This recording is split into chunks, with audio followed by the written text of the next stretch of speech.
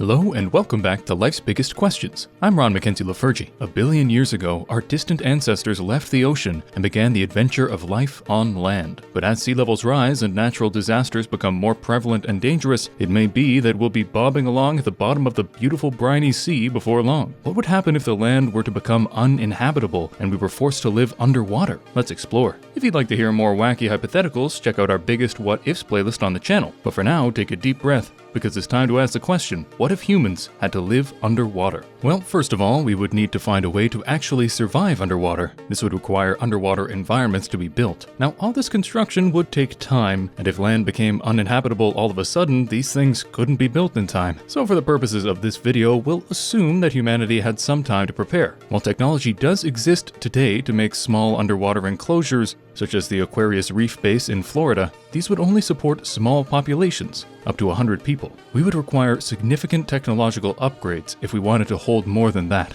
We would need to develop ways to get enough fresh air to let everyone breathe, as well as sustainable sources of energy. One promising technology is planned to be used in the ocean spiral, a planned deep-sea city in Japan that intends to use a power generator dependent on temperature difference in water to generate power. However, this city, which would depend on desalinated water and underwater farms, has an estimated cost of $26 billion, and it would house only 5,000 people. Of course, it would take a long time to build enough biodomes to support all of human life, and frankly, it may not even be feasible. These habitats would need to be exceptionally large to allow not only for living space for billions of people, but also space for all the necessary equipment to survive underwater. As you may guess, this doesn't sound like something that we could achieve, especially when it comes to poorer countries. This means that we might see large portions of humanity wiped off the planet, both from developed and developing countries. For those that were able to build and have their own home underwater, life would be vastly different than what we're used to. Most of their time would be spent in very cramped quarters. If you think being deployed on a submarine for a year sounds bad, imagine how claustrophobic you'd feel if you spent basically your whole life there. Sure, it beats dying, but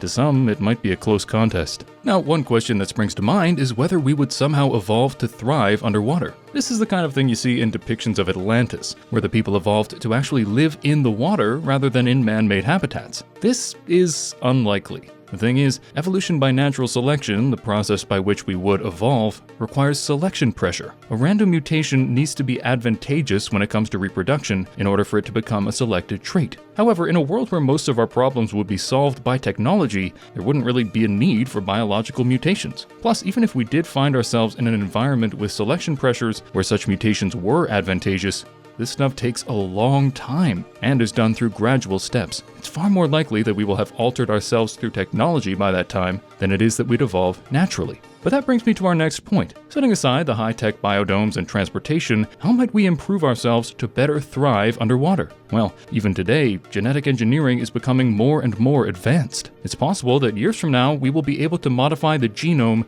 not only to prevent defects, but to actually change the way our body works. Perhaps we would gain the ability to withstand the cold and pressure of deep sea, see in the dark, or even breathe underwater. Would these things be necessary given our level of technology? Not really. However, they could be a good failsafe in case there was a need to evacuate the habitat. And now we return to our question, what if humans had to live underwater? Well, we would be highly dependent on technology to provide food, water, shelter, and pretty much every aspect of human life. This would be highly resource intensive and likely would only be able to house a small portion of Earth's population. It's also possible that we could genetically engineer humanity to better survive underwater. This may not seem so great, but on the bright side, I hear from a very reliable source that it is actually better down where it's wetter, under the sea. And if Sebastian doesn't know what he's talking about, I don't know who does. Thank you for watching Life's Biggest Questions. I hope this was interesting and informative and maybe inspired you to look into it further on your own. If you like this video, please thumbs up and subscribe and all that sweet jazz down below. While you're down there, let me know what other videos you'd like to see. Now before I go, here are some of my favorite comments from a past video. Miles said, "Wait, what? You dropped law school to voice a YouTube channel?" Well, not quite. I quit law school because it was boring as hell and I wanted to get into voice acting, and it just so happened that the channel needed some more videos lately, so I came back. Because those student loans won't pay for themselves. Speaking of which, Metal Blizzard asked, "So I'm thinking of going to law school. Just took the LSAT. Why'd you drop it?" Well, I kind of touched on this in the last one, but I just need to say, if you don't really want to be a lawyer, I would not suggest law school. It is a lot of really boring reading, which will also likely be true once you're practicing. If you really want it and enjoy it, don't let me stop you, but it definitely wasn't for me. I'm a performer at heart. That's it from me, guys, so until next time, I'm Ron Mackenzie LaFergie with Life's Biggest Questions, wishing you the best of luck on your quest for answers.